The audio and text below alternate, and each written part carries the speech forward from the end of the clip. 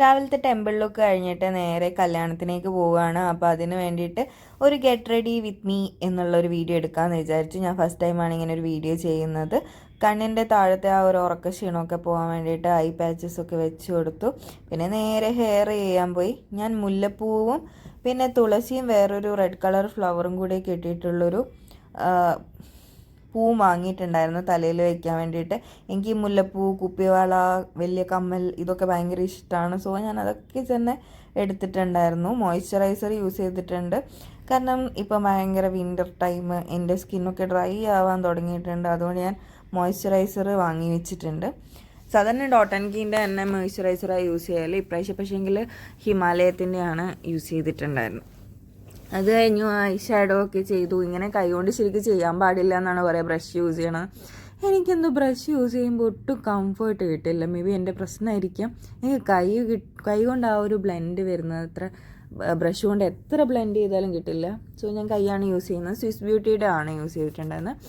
I ലൈനറിന് ഞാൻ പെന്നും എടുത്തിട്ടുണ്ടായിരുന്നു, ലൈനറും എടുത്തിട്ടുണ്ടായിരുന്നു. പിന്നെ ഞാൻ പെന്ന് തന്നെ യൂസ് ചെയ്തു. കാരണം അതാകുമ്പോൾ നമുക്കൊരു ബോർഡറൊക്കെ വരക്കാൻ വേണ്ടിയിട്ടൊക്കെ ഈസിയാണ്. പിന്നെ നല്ല രസത്തിലും കിട്ടും. പിന്നെ സ്വിസ് ബ്യൂട്ടിയുടെ തന്നെ മസ്കാരയാണ് യൂസ് ചെയ്തിട്ടുള്ളത്. ഞാൻ മസ്കാര കുറച്ച് അധികം ഇട്ടിട്ടുണ്ടായിരുന്നു, കാരണം കണ്ണ് ഹൈലൈറ്റ് ചെയ്ത് നിൽക്കാൻ വേണ്ടിയിട്ട്. നമ്മളെന്തായാലും ഐലാഷ് ഒന്നും വെക്കില്ലല്ലോ, ഞാൻ സ്വതവേ വെക്കാറില്ല. എനിക്ക് ഒന്നാമത്തെ കാര്യം എനിക്ക് അറിയില്ല വെക്കാൻ എന്നുള്ളതാണ്. പിന്നെ അത് വെച്ച് കഴിഞ്ഞാൽ രസം ഉണ്ടാവില്ലേ, ഒരു മേക്കപ്പ് ആർട്ടിസ്റ്റ് വെച്ച് തരുന്ന അത്ര ഭംഗി നമ്മൾ ചിലപ്പോൾ ചെയ്യുമ്പോൾ ഉണ്ടാവില്ലല്ലോ. എനിക്ക് പേഴ്സണലി മേക്കപ്പ് ചെയ്യാൻ അറിയില്ല എന്ന് തന്നെ വിശ്വസിക്കുന്ന ഒരാളാണ് ഞാൻ. പിന്നെ ഈ ഒരു സൺസ്ക്രീന്, ഫൗണ്ടേഷൻ, സ്റ്റോപ്പ് ക്രീമൊക്കെ സ്റ്റെപ്പായിട്ട് ഇടേണ്ടതായിരുന്നു. എൻ്റെ മടി കാരണം ഞാൻ ഇത് മൂന്നും കൂടിയിട്ട് മിക്സ് ചെയ്തിട്ട് ഒരൊറ്റ തേക്കലങ്ങ് തേച്ചു. അതും കൈകൊണ്ട് തന്നെയാണ് ചെയ്തിട്ടുണ്ടായിരുന്നത്. അതൊരു സ്പോഞ്ചൊക്കെ യൂസ് ചെയ്ത് ഇങ്ങനെ ഫിക്സ് ചെയ്ത് വരേണ്ട സാധനമാണ്. പക്ഷേങ്കിൽ എൻ്റെ സ്പോഞ്ചും ബ്രഷും ഒക്കെ എൻ്റെ കൈ തന്നെയാണ്. എനിക്ക് കൈയിനെ കൊണ്ട് കിട്ടുന്നൊരു കംഫേർട്ട് വേറെ ഒരു ബ്രഷ് യൂസ് ചെയ്താലും കിട്ടില്ല. അങ്ങനെ ഞാൻ ആ കൈ യൂസ് ചെയ്തിട്ട് ഫുള്ള് ഫേസും ആ ഒരു ഫിക്സ് ചെയ്ത് കൊടുത്തു.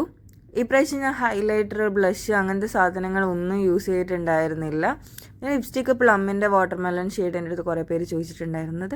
അതും പിന്നെ സ്വിസ് ബ്യൂട്ടിയുടെ ഒരു ന്യൂഡ് ഷെയ്ഡും കൂടെ മിക്സ് ചെയ്തിട്ടിട്ടപ്പോൾ എനിക്ക് സത്യം പറഞ്ഞാൽ ഇഷ്ടപ്പെട്ടില്ല. പിന്നെ ഞാൻ പിങ്ക് കുറച്ചും കൂടി എക്സ്ട്രാ ആഡ് ചെയ്തിട്ടൊക്കെ ആ ഒരു ലിപ് ഷെയ്ഡ് പിടിച്ചെടുത്തു.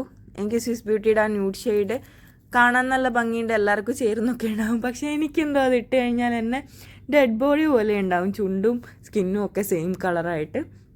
അത് കഴിഞ്ഞ് സാരി എടുക്കാൻ നോക്കിയപ്പം ഫസ്റ്റ് ഞാൻ ആ ഒരു പ്ലീറ്റൊക്കെ മുന്താണിയൊക്കെ സെറ്റ് ചെയ്ത് വെച്ചിട്ടുണ്ടായിരുന്നു. അപ്പോൾ അത് നേരെ തലതിരിഞ്ഞിട്ടാണ് വന്നത്. പിന്നെ ഞാൻ രണ്ടാമതെടുത്ത് സെറ്റ് ചെയ്തു. ഈ ഒരു ഭാഗമൊക്കെ ഫ്രണ്ട് സെറ്റ് ചെയ്യാൻ വേണ്ടിയിട്ടുണ്ട്. കാരണം താഴെ വരെ പിടിച്ചു തരാൻ ആളില്ലാത്തത് കൊണ്ട് ഞാൻ കുറച്ച് ആ ഒരു വൃത്തിയിലാടെ ചെയ്തിട്ട് പുറത്ത് പോയി ഐശുവിൻ്റെ കസിൻസൊക്കെ ഉണ്ടായിരുന്നു, അവരെ കൊണ്ട് ആ ഒരു പ്ലീറ്റൊക്കെ ഫ്രണ്ടിലത്തെ പ്ലീറ്റ് പിടിപ്പിച്ചു. പ്ലീറ്റ് തന്നെയല്ലേ പറയുക, എനിക്കറിയില്ല. ആ ഒരു സംഭവമൊക്കെ പിടിപ്പിച്ച് സാരി പിന്നെ സെറ്റായിട്ട് കൊടുത്തിട്ടുണ്ടായി. മേക്കപ്പ് ഫിക്സറൊക്കെ യൂസ് ചെയ്തു. പിന്നെ സൗന്ദര്യത്തിന് വേണ്ടിയിട്ട് പൊട്ട് എക്സ്ട്രാ ഞാൻ ആഡ് ചെയ്തു, മാലയൊക്കെ ആഡ് ചെയ്തു. എനിക്ക് ഈ ലുക്ക് ഇഷ്ടപ്പെട്ടു. ഇതിനേക്കാൾ പക്ഷേ എനിക്ക് ഇഷ്ടമായത് എൻ്റെ രാവിലത്തെ ടെമ്പിൾ ലുക്കാണ്.